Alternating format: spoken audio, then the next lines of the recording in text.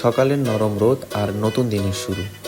অজানা কোনো কিছু জানার টানে চলে যাচ্ছি বাংলার প্রাচীন এক জনপদের দিকে। রাস্তা যত সামনে এগোচ্ছে মনে তত বাড়ছে কৌতূহল। গন্তব্য মহস্থানগড়। প্রতিটি ভ্রমণের শুরু হয় একটি ছোট্ট সিদ্ধান্ত থেকে। আজ সেই সিদ্ধান্ত আমাকে নিয়ে যাচ্ছে সময়ের অনেক পেছনে। গাড়ির চাকা এগিয়ে চলেছে সামনে, আর আমি এগিয়ে চলেছি ইতিহাসের দিকে। জানি না আজ কি গল্প অপেক্ষা করছে, তবে অনুভব করছি এই যাত্রাটা শুধু ভ্রমণ নয়, এটা অতীতকে ছুঁয়ে দেখার এক প্রচেষ্টা। ঢাকা থেকে রংপুরগামী যে কোনো বাসে উঠলেই আপনি নামতে পারবেন মহস্থানগড় বাস স্ট্যান্ড। সেখানেই রয়েছে হাইওয়ের পাশেই শাহ সুলতান বলখি মহিষাওয়ার রহমাতুল্লাহের মাজার। সেই মাজারের পেছনেই রয়েছে একটি কূপ, এবং সেখান থেকেই দুর্গের প্রাচীর শুরু। সেই প্রাচীরের পথ ধরেই আপনি যেতে পারবেন মহস্থানগড় জাদুঘর এবং অন্যান্য সব নিদর্শন দেখতে। সেই সুন্দর প্রাচীরের পাশ দিয়েই বয়ে গেছে মেঠো পথ, যেই পথ ধরেই আপনি সুন্দর দৃশ্য উপভোগ করতে করতে হেঁটে যেতে পারবেন। হাজার বছরের গল্প বুকে নিয়ে আজও দাঁড়িয়ে আছে মহস্থানগড়। এই ইট পাথরের দেয়াল শুধু ধ্বংসাবশেষ নয়, এরা ইতিহাসের নীরব সাক্ষী। যে পথে আজ আমি হেঁটে চলেছি, হয়তো সেই পথেই কোনো একদিন হেঁটেছিলেন রাজা, সৈনিক কিংবা সাধারণ মানুষ। সময়ের স্রোতে হারিয়ে গেছে অনেক নাম, কিন্তু রয়ে গেছে তাদের পদচিহ্ন। চারদিকে তাকালে মনে হয় বাতাসের সাথেও মিশে আছে অতীতের কিছু অজানা গল্প। মহস্থানগড় শুধু একটি দর্শনীয় স্থান নয়, এ যেন বাংলার হাজার বছরের স্মৃতির খোলা বই। আজকের এই আকাশ, এই মাটি, এই নীরবতা সব কিছুই যেন অতীতের গল্প শোনাতে ব্যস্ত, আর আমি দাঁড়িয়ে আছি সেই ইতিহাসের মাঝখানে।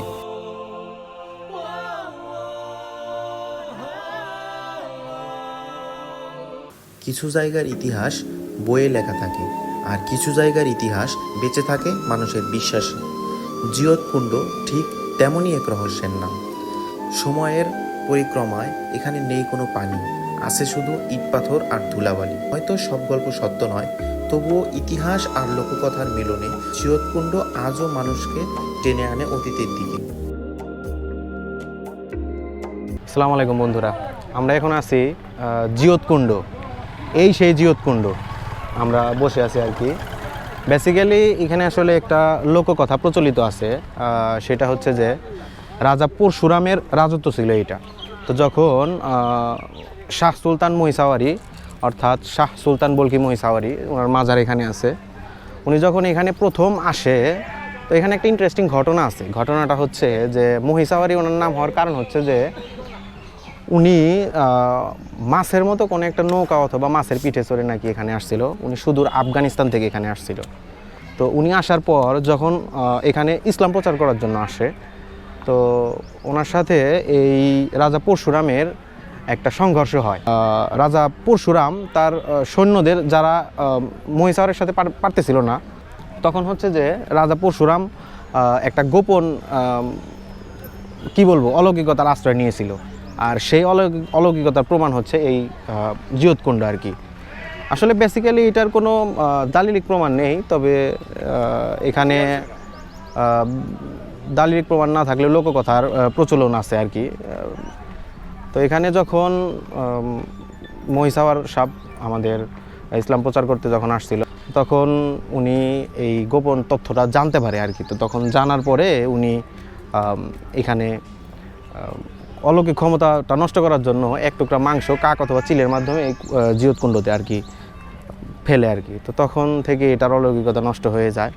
এরপর থেকে রাজা পরশুরামের সৈন্যরা আর জীবিত হতে পারতেছিল না। মানে উনি এখানে ওনার সৈন্যদের নিয়ে এসে কোনো একটা অলৌকিকতার মাধ্যমে জীবিত করতো। তো তখন জীবিত হতে পারতেছিল না, তখন উনি হেরে যায়। তারপর থেকে এখানে শাহ সুলতান মহিষাওয়ারি রাজত্ব শুরু করেন।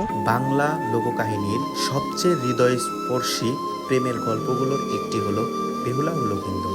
কথিত আছে এই স্থানটিকেই অনেকে বেহুলা লখিন্দরের বাসরঘর হিসেবে চিহ্নিত করেন। যে রাতে নতুন জীবনের স্বপ্ন নিয়ে শুরু হয়েছিল তাদের দাম্পত্য, সেই রাতেই কালনাগিনীর দংশনে নিভে যায় লখিন্দরের জীবন প্রদীপ। কিন্তু বেহুলা হার মানেননি। স্বামীর নিথর দেহ নিয়ে তিনি ভাসতে থাকেন নদীর বুকে। ভালোবাসা, বিশ্বাস আর অদম্য সাহসকে সঙ্গী করে তার সেই যাত্রা আজও বাংলার মানুষের কাছে প্রেম, ত্যাগ ও অবিচল বিশ্বাসের প্রতীক হয়ে আছে। এই স্থানটির দিকে তাকালে মনে হয় ইট পাথরের চেয়েও দীর্ঘজীবী হয়তো ভালোবাসার গল্প। আর তাই তো সময় বদলেছে, শতাব্দী পেরিয়ে গেছে, তবুও বেহুলা আর লক্ষিন্দরের গল্প হারিয়ে যায়নি। ভালোবাসার সেই রাত, স্বপ্নে ভরা সেই বাসর ঘর, আর তারপর এক নির্মম ভাগ্যের আঘাত। কিন্তু এখানেই গল্পের শেষ নয়। এক নারীর ভালোবাসা মৃত্যুকেও চ্যালেঞ্জ করেছিল। তাই বেহুলার নাম শুধু একটি চরিত্র নয়, এটি ভালোবাসার জন্য অসম্ভবকে সম্ভব করার এক কিংবদন্তি।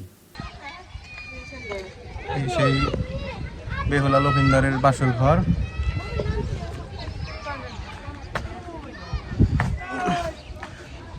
এখানে আসলে বোঝার কিছু নাই। অনেকে বলে যে এখানে নাকি একটা দরজা সিস্টেম ছিল, এখন আর বিষয়টা নেই আর কি।